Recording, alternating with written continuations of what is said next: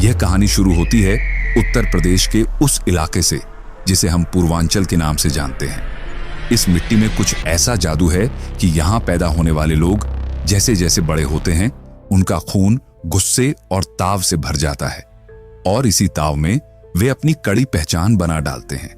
यह वही इलाका है जहां एक नामी बदमाश राकेश तिवारी ने श्री प्रकाश शुक्ला की बहन के साथ छेड़छाड़ कर दी थी।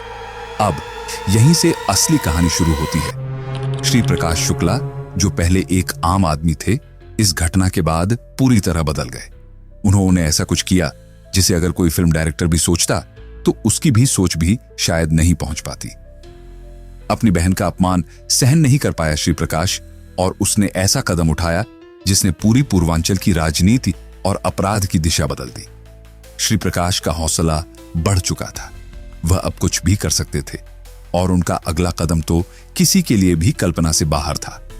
उन्होंने सीधे उत्तर प्रदेश के मुख्यमंत्री कल्याण सिंह को मारने की सुपारी ले ली थी, और यह तो महज एक नाम था।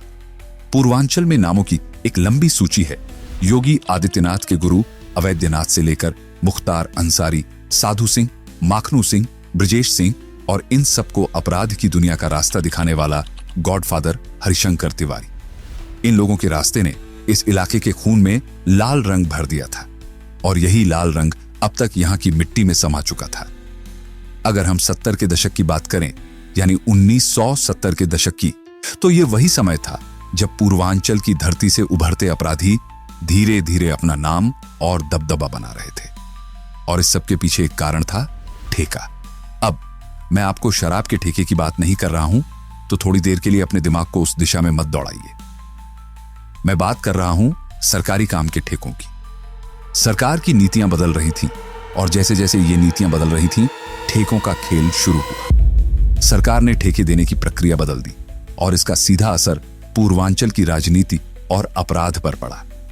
यह वही दौर था जब ठेके का पैसा और सत्ता का प्रभाव इन अपराधियों को और भी ताकतवर बना रहा था, और जब किसी को हाथ में ठेका मिल जाए तो उसका दिल और दिमाग दोनों ही कुछ अलग ही तरह से काम करना शुरू कर देते हैं।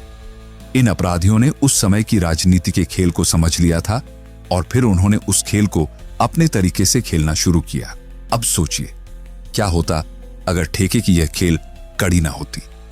क्या इन अपराधियों के हाथों में इतनी ताकत आती? क्या श्री प्रकाश शुक्ला ने अपनी बहन का बदला लिया होता? इस इलाके के इतिहास ने अपनी कहानी ऐसे ही लिखा था, और आज भी जब लोग पूर्वांचल के बारे में बात करते हैं तो ये नाम, ये घटनाएं और ये ठेकों की कहानी हमेशा जिंदा रहती है। और आज भी जब हम इन अपराधियों के बारे में सुनते हैं तो हम ये नहीं सोचते कि ये सिर्फ कुछ बदमाश हैं, बल्कि हम सोचते हैं कि इनकी कहानी उस वक्त की समाज और राजनीति की गहरी सच्चाई को बयां करती। उत्तर प्रदेश का पूर्वांचल इलाका हमेशा से काफी पिछड़ा हुआ माना जाता था। यह वह जगह थी जहां लोग किसी भी तरह के विकास से दूर थे, और विकास की कोई खास उम्मीद भी नहीं थी। लेकिन एक दिन अचानक सरकार ने सोचा, चलो इस इलाके में कुछ बड़ा बदलाव लाते हैं। और फिर सरकार ने इस पिछड़े इलाके में विकास की मशाल जलाने का मन बना लिया। कई योजनाओं की शुरुआत हुई, जिन्हें धरातल पर उतारने के लिए सड़कें, बिजली, पानी और रोड नाली जैसी बेसिक जरूरतें पूरी करने का खाका तैयार किया गया। इस बदलाव के लिए जिस इंफ्रास्ट्रक्चर की आवश्यकता थी, उसे बनाने के लिए पीडब्ल्यूडी जैसी मिनिस्ट्री को ठेकेदारों की जरूरत थी। अब इस मौके का फायदा उठाने के लिए पूर्वांचल में ठेकेदारों के बीच ऐसा मेला लगा जैसे सब अपनी बाहुबल और ताकत के दम पर सरकारी ठेकों को हथियाने के लिए तैयार थे। एक ठेकेदार ने कहा, अगर सरकार ने ठेका दिया तो मैं ही इसे लूंगा, तुम क्या कर लोगे? दूसरा ठेकेदार बोला, तुम्हारे जैसे हजारों हैं, लेकिन मेरी बंदूक से कोई नहीं बच सकता। यह किसी फिल्म की कहानी से कम नहीं था। एक से बढ़कर एक लोग जो पहले कभी एक दूसरे के दुश्मन रहे थे, अब ठेके के लिए आपस में जंग लड़ने के लिए तैयार थे। चाकू, छुरी, बंदूक और तलवारें किसी युद्ध के मैदान का हिस्सा बन चुकी थीं। अब यह जंग केवल गली मोहल्ले तक नहीं थी, बल्कि पूरे क्षेत्र में गुटबाजी और गैंगवार का सिलसिला शुरू हो गया था। पूर्वांचल के कुछ इलाकों में जैसे गोरखपुर, गोंडा, प्रतापगढ़, बस्ती, आजमगढ़, बलिया, मिर्जापुर, प्रयागराज और वाराणसी जैसे शहरों में छोटे बड़े दबंगों का जमावड़ा था। जो धीरे धीरे अपनी जगह बना रहे थे और यहाँ के पावर सेंटर बन रहे थे। एक दबंग नेता ने कहा, जितनी बार मैं गोरखपुर आया उतनी बार मेरी सत्ता और भी मजबूत होती चली गई। अब जो भी मेरी राह में आया उसका वही हाल होगा जो मैं चाहता हूं। इस समय जब कोई डॉन इलाके में अपने रंग में होता था तो उसकी ताकत का सेंटर भी वही होता था। कभी वह बलिया में होता तो कभी मिर्जापुर में और कभी किसी और इलाके में। गोरखपुर तो फिर गोरखपुर था। यहां की स्थिति थोड़ी और खास थी। गोरखपुर में एक ही समय में 3 अलग अलग पावर सेंटर थे। पहला पावर सेंटर था गोरखपुर मठ, जहां से योगी आदित्यनाथ जैसे बड़े नेता आते हैं। यह बेसिकली हिंदू पॉलिटिक्स का केंद्र बन चुका था। एक स्थानीय नेता ने कहा, गोरखपुर मठ का असर यहां की राजनीति पर हमेशा रहेगा और जो इस मठ के खिलाफ जाएगा उसे हम गिरा देंगे। दूसरा पावर सेंटर था ब्राह्मण पॉलिटिक्स और तीसरा पावर सेंटर था शक्ति सदन, जहां क्षत्रियों और राजपूतों का दबदबा था। तुम कितनी बार भी मठ और ब्राह्मणों का नाम लो, हम तो शक्ति सदन से हैं, यहां हमारा राज्य चलेगा, एक ताकतवर नेता ने शेखी बघारी। इन तीनों पावर सेंटरों के बीच कभी कोई समझौता नहीं था और हर कोई अपनी ताकत को बढ़ाने की कोशिश में लगा रहता था। यह समय था जब पूर्वांचल में हर कोई अपना पावर सेंटर बनाना चाहता था और इस जंग में जितना ज्यादा बाहुबल था उतनी ही ज्यादा ताकत मिलती थी। जो जीत जाएगा वही इस इलाके का किंग बनेगा, एक दबंग ने अपने साथी से कहा और यह शब्द पूरे क्षेत्र में गूंजने लगे। 70 के दशक में गोरखपुर विश्वविद्यालय के मैदान से 2 बड़े नेता सामने आए जो इलाके की राजनीति में तूफान लाने वाले थे। एक था ठाकुर बलवंत सिंह, जो ठाकुरों के टीलों का सरदार कहलाता था, और दूसरा था हरिशंकर तिवारी, जो ब्राह्मणों के टोलों का प्रतिनिधित्व करता था। इन दोनों के बीच की खींचतान धीरे धीरे इतनी गंभीर हो गई कि बात खून खराबे तक पहुंचने लगी। अब गोरखपुर के हर मोहल्ले में किसी भी वक्त गोलियों की आवाजें गूंजने लगी थी। शुरुआत में लोग मरने वालों की लाशों को गिनते थे, लेकिन जैसे जैसे ये घटनाएं बढ़ने लगीं, लोगों ने लाशों की गिनती छोड़ दी। अब यह सिर्फ खून खराबा नहीं था, बल्कि एक पूरी नई दुनिया बन चुकी थी। इस नई दुनिया में अब गुटबाजी और गिरोहबंदी के बजाय गैंगस्टर और माफिया जैसे शब्द इस्तेमाल होने लगे थे। एक वक्त था जब पूर्वांचल के इस इलाके में ठाकुरों और ब्राह्मणों के बीच की लड़ाई को लोग सिर्फ एक स्थानीय विवाद मानते थे, लेकिन जब मुख्तार अंसारी और ब्रजेश सिंह के इंटरेस्ट आपस में टकराने लगे तो यह खेल और भी खतरनाक हो गया। ये दोनों अपनी अपनी ताकत दिखाने के लिए एक दूसरे के खिलाफ खड़े हो गए थे और फिर इनके बीच भी खून की नदियां बहने लगी। अगर हम 80 के दशक की बात करें तो इस दौर में ठाकुरों और ब्राह्मणों के बीच जो गैंगवार हुई उसमें लगभग 50 लोग मारे गए थे। यह सिलसिला इस हद तक बढ़ गया कि अब लाशों की गिनती करना भी मुश्किल हो गया था। लोग अब इन मौतों के बारे में कुछ नहीं कहते थे, क्योंकि संख्या इतनी बढ़ चुकी थी कि उसकी गिनती करना बेमानी सा लगने लगा था। इसके बाद 90 के दशक में तो यह हालात और भी भयावह हो गए। अब लाशों का हिसाब रखना असंभव हो गया था और तब से मरने वालों की गिनती का सिलसिला भी खत्म हो गया। पूर्वांचल का यह इलाका कभी जातिगत हिंसा के लिए जाना जाता था और यहां हिंदुओं के स्वर्ण तबके में जातिवाद की बुनियादी समस्याएं हमेशा से रही थीं। लेकिन अब इस हिंसा का चेहरा बनकर सामने आए थे वीरेंद्र प्रताप शाही और हरिशंकर तिवारी। यह दोनों ही नेता उस समय के सबसे बड़े नाम बन गए थे और इनकी टकराहट ने पूरे इलाके में खौफ का माहौल बना दिया था। इस कहानी को और गहराई से समझने के लिए हमें 1957 के गोरखपुर में जाना पड़ेगा। यह वह समय था जब गोरखपुर विश्वविद्यालय की स्थापना को लेकर बातें चल रही थीं। उस समय सेंट एंड्रयू कॉलेज, जो आगरा यूनिवर्सिटी से जुड़ा हुआ था, उस कॉलेज के प्रिंसिपल थे सीजे चाको। यह प्रिंसिपल साहब चाहते थे कि इस मिशनरी कॉलेज को एक रेजिडेंशियल यूनिवर्सिटी में बदल दिया जाए। उनका विचार था कि गोरखपुर की शिक्षा व्यवस्था को एक नए मुकाम पर ले जाने का समय आ चुका है। उनके इस आइडिया ने गोरखपुर विश्वविद्यालय की नींव रखी और यही वो शुरुआती कदम था जो आगे चलकर इलाके की राजनीति और समाज को पूरी तरह से बदलने वाला था। अगर हम इस कॉलेज को एक यूनिवर्सिटी बना दें तो यहाँ की पढ़ाई का स्तर पूरी दुनिया में फैल सकता है, सीजे चाको ने एक बैठक में कहा। उनका सपना था कि गोरखपुर को शिक्षा के क्षेत्र में एक नया नाम मिले। लेकिन उन्होंने शायद यह नहीं सोचा था कि इस विश्वविद्यालय की स्थापना के साथ साथ इस इलाके में जो राजनीति और खून खराबा होगा वह गोरखपुर की पहचान का हिस्सा बन जाएगा। सीजे चाको ने अपने इस आइडिया को 1948 में गोरखपुर के तत्कालीन जिलाधिकारी SNM त्रिपाठी के सामने रखा था, जो उस समय जिले के प्रमुख प्रशासनिक अधिकारी थे। लेकिन प्रिंसिपल साहब का यह प्रस्ताव उनकी कॉलेज की प्रशासनिक समिति द्वारा खारिज कर दिया गया और इस तरह से गोरखपुर विश्वविद्यालय की स्थापना का काम कुछ समय के लिए रुक गया।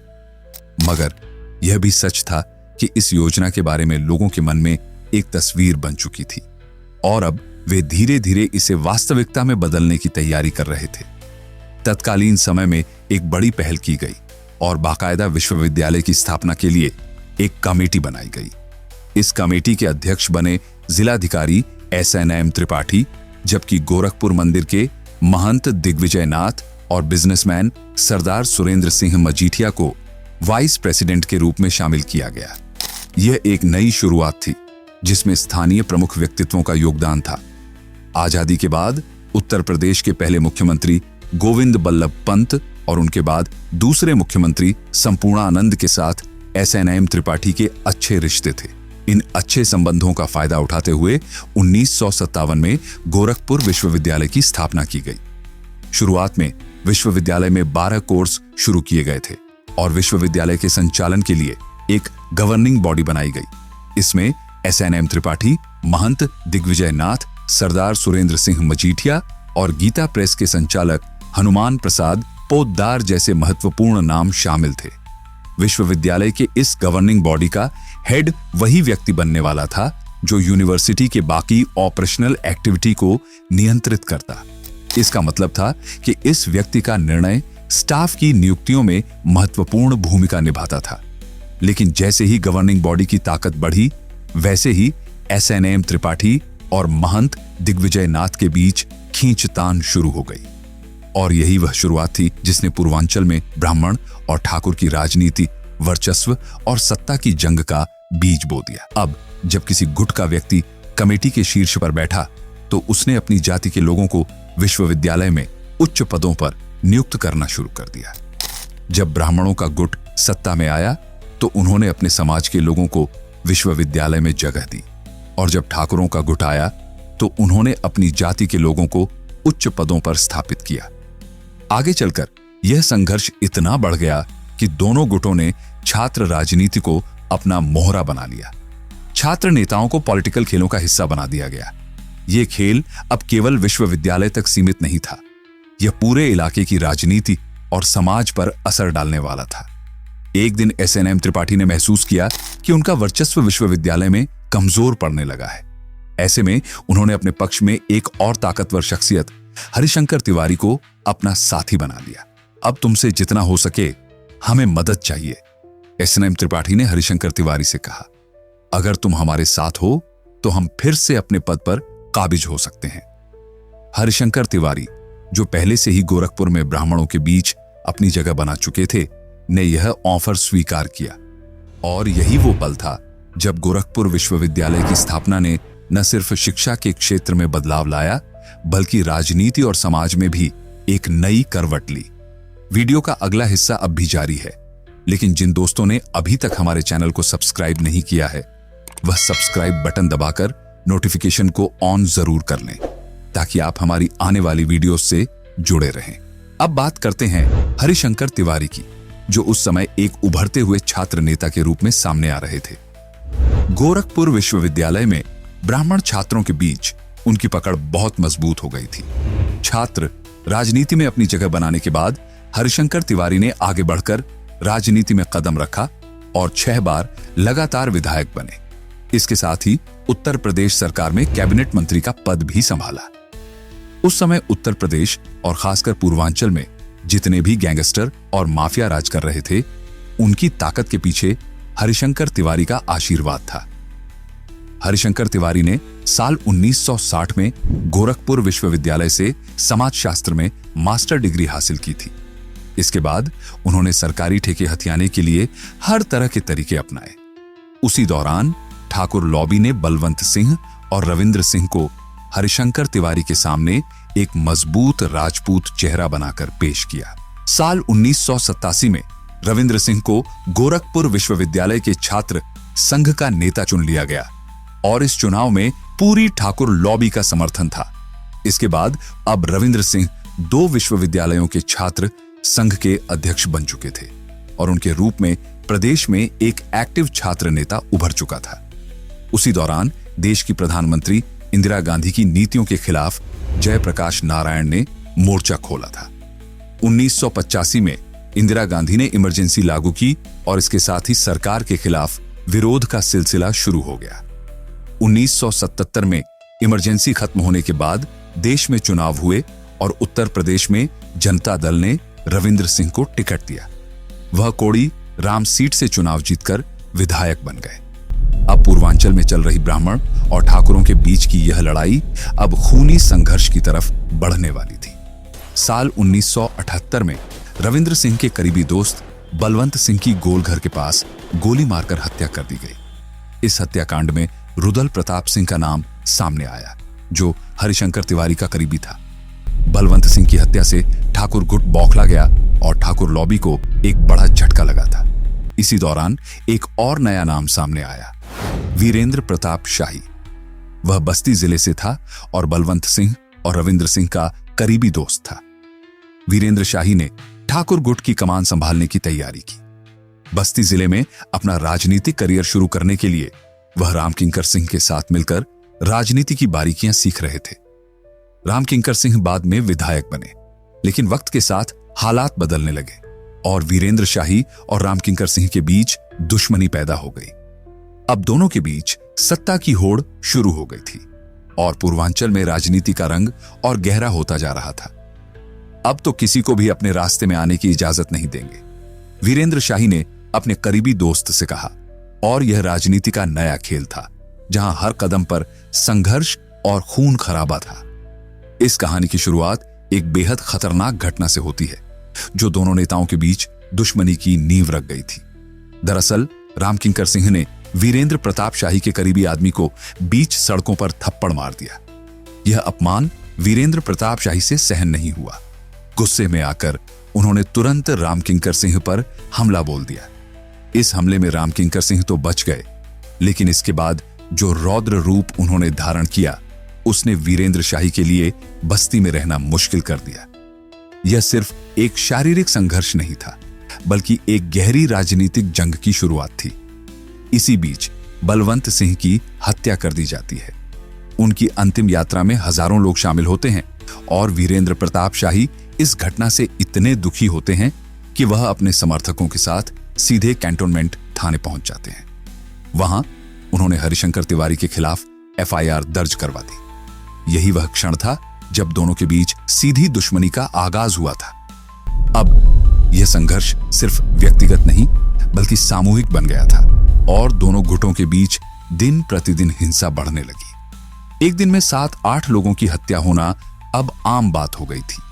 रविंद्र सिंह, जो उस समय जेल में थे, अपने पुराने दोस्त बलवंत सिंह की हत्या के बाद सत्ता के खेल में अपनी जगह बनाना चाहते थे। इसके लिए उन्होंने वीरेंद्र प्रताप शाही को गोरखपुर बुलाया। 28 अगस्त 1978 को वीरेंद्र प्रताप शाही गोरखपुर पहुंचे, लेकिन जैसे ही वह वहां पहुंचे, उनके एक समर्थक बच्ची पांडे की हत्या कर दी जाती है। वीरेंद्र शाही, जो पहले ही गुस्से से भरे थे, अपने समर्थकों के साथ इसका बदला लेने के लिए उतारू हो गए। उन्होंने गोरखपुर विश्वविद्यालय के वाइस प्रेसिडेंट रंग नारायण पांडे और उनके 3 साथियों को मार डाला। ये सभी लोग हरिशंकर तिवारी के गुट से थे। इस हत्या के बाद एक गवाह ने बताया कि वीरेंद्र शाही किसी तरह बचते बचते रविंद्र सिंह के पास पहुंचे। रविंद्र सिंह उस समय एमएलए गेस्ट हाउस में ठहरे हुए थे। जैसे ही उन्होंने वीरेंद्र शाही को देखा, वह चौंकते हुए बोले, तुम यहां क्यों आए हो? अगर किसी ने हमें एक साथ देख लिया तो हमारी बदनामी हो जाएगी।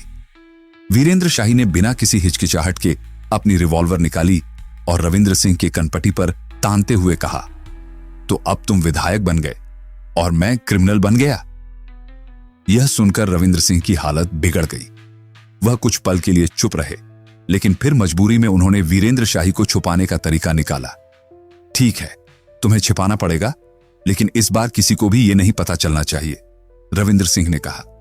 यह घटना सिर्फ दो लोगों के बीच नहीं थी, बल्कि एक पूरी राजनीतिक साजिश की गवाही देती थी, जहां शक्ति और सत्ता के लिए हर कोई अपने तरीके से जूझ रहा था।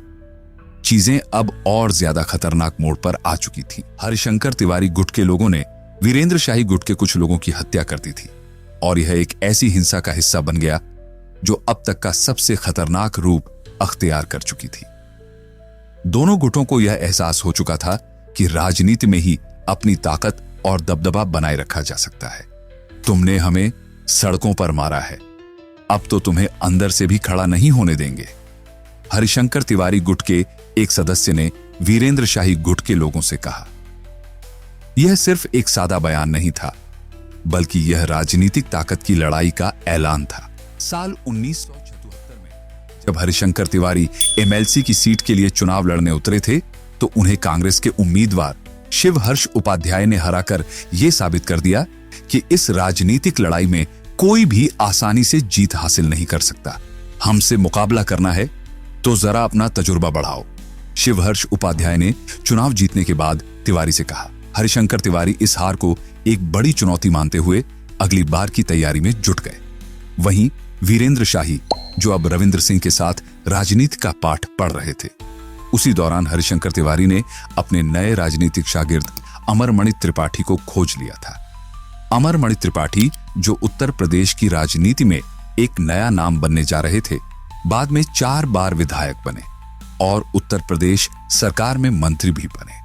हरिशंकर तिवारी ने उन्हें अपने गुट का हिस्सा बना लिया और अब वह राजनीति में अपनी पकड़ मजबूत करने की कोशिश कर रहे थे। मुझे भरोसा है कि तुम मेरी तरफ से पूरी ताकत लगा सकोगे। अब तुम्हें अपनी राजनीतिक पहचान बनाने का वक्त आ चुका है, हरिशंकर तिवारी ने अमरमणि से कहा। साल 1980 आते आते हरिशंकर तिवारी और वीरेंद्र शाही के बीच गवर्नमेंट कॉन्ट्रैक्ट्स को लेकर टकराव और भी बढ़ चुका था।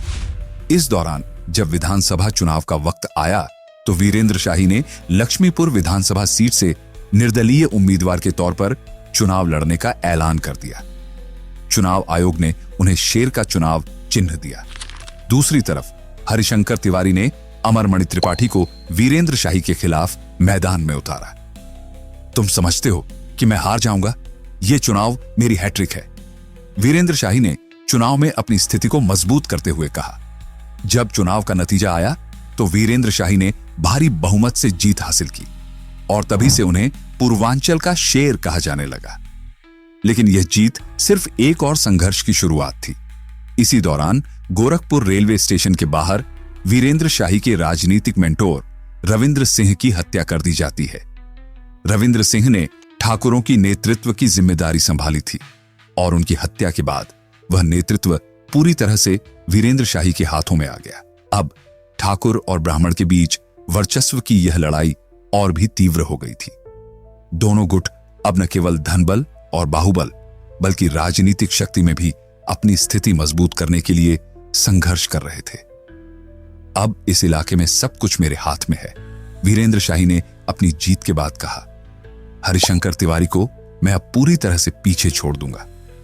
इस बीच पत्रकार श्यामलाल यादव ने इंडियन एक्सप्रेस में एक आर्टिकल लिखकर खुलासा किया कि अगर वीरेंद्र शाही को उत्तर प्रदेश के इरिगेशन मिनिस्टर वीर बहादुर सिंह का समर्थन था, तो हरिशंकर तिवारी को श्रीपति मिश्रा और कमलप्रीत का समर्थन हासिल था।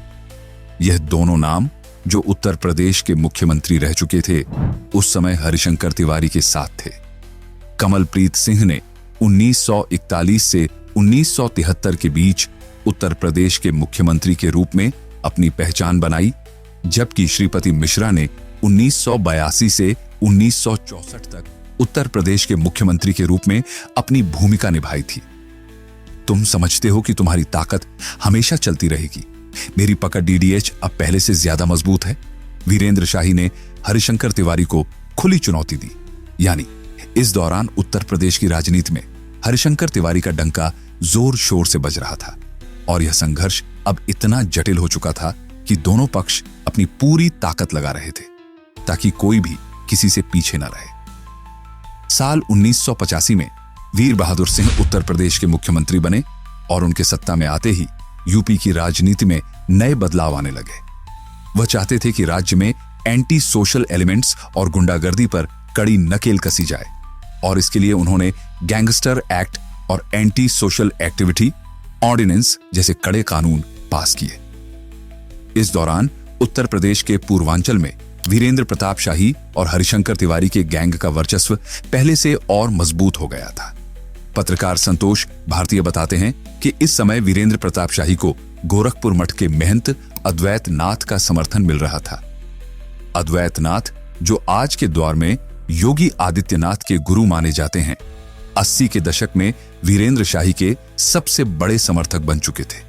और यही नहीं, उस समय हरिशंकर तिवारी के साथ 30 विधायकों का समर्थन था।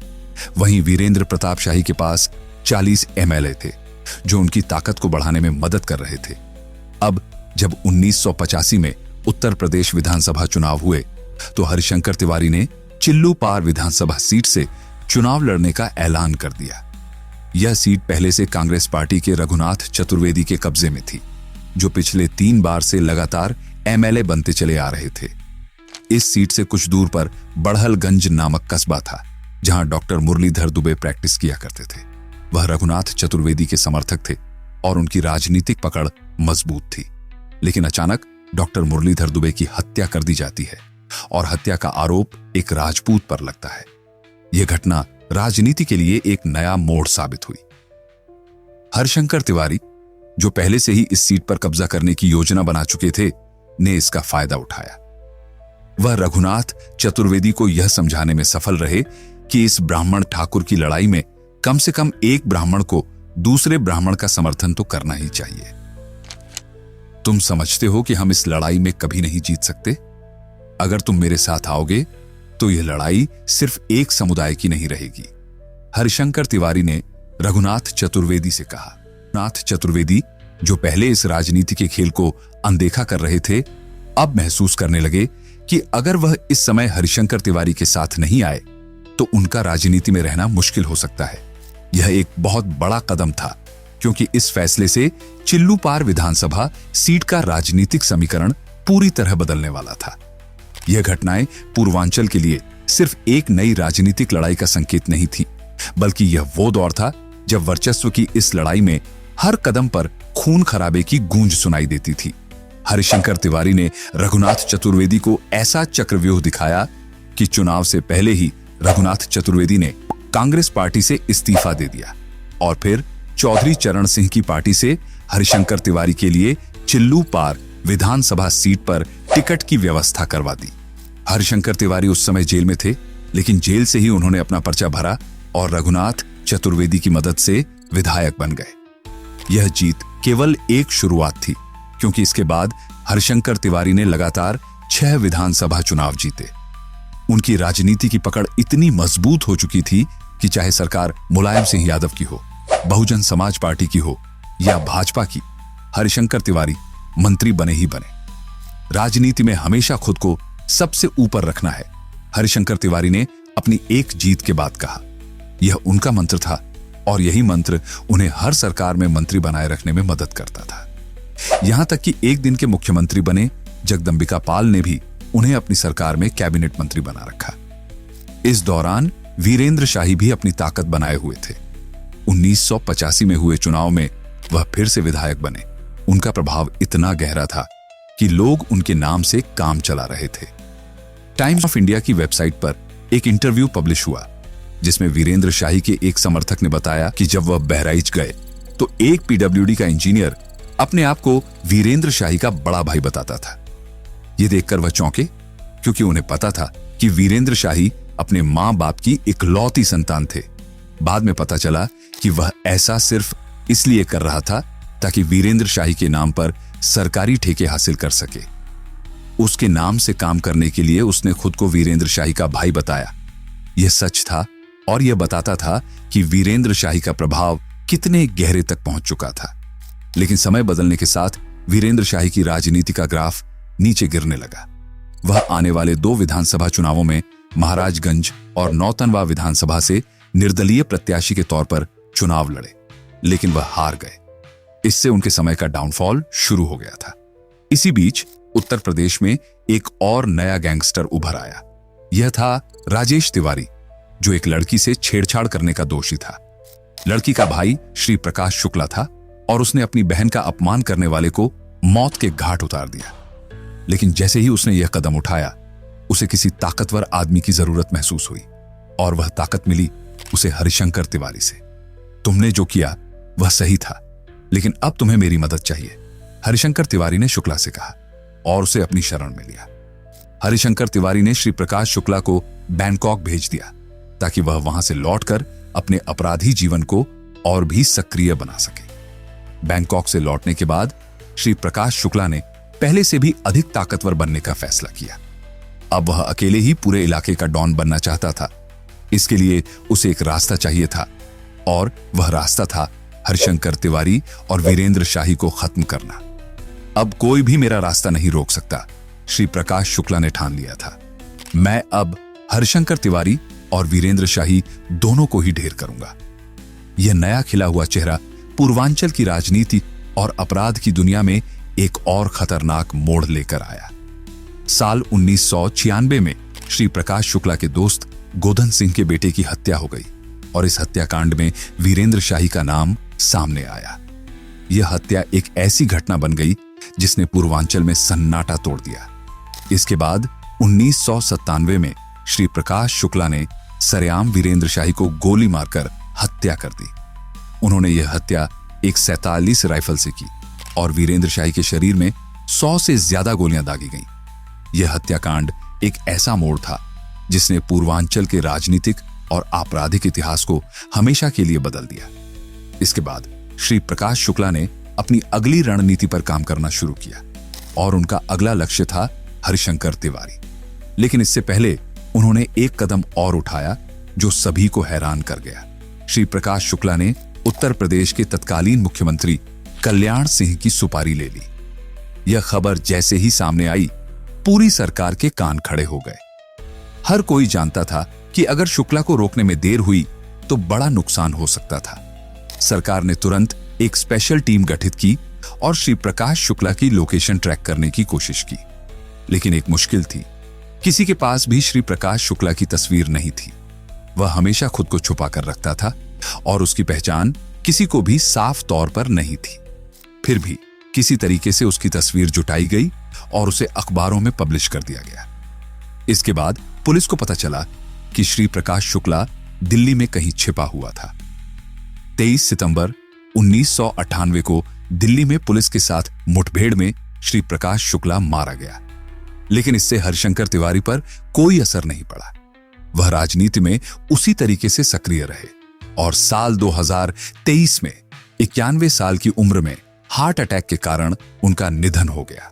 हालांकि पूर्वांचल की राजनीति और अपराध की कहानी यहीं खत्म नहीं होती। इसके बाद साधु सिंह और माखनू सिंह जैसे नाम सामने आए और उनके साथ एक और खतरनाक नाम जुड़ा, मुख्तार अंसारी। अब पूर्वांचल में गैंगवार का खेल और भी खतरनाक हो गया था। मुख्तार अंसारी और ब्रजेश सिंह के बीच संघर्ष तेज हो गया। यह संघर्ष उस समय के सबसे बड़े गैंगवारों में से एक था, जहां एक ओर गैंग की ताकत और दूसरी ओर दूसरे की। अब हम सबका कचूमर निकलने वाला है। एक गवाह ने इस गैंगवार के बारे में कहा, यह सिर्फ राजनीति का खेल नहीं बल्कि जान की भी लड़ाई है।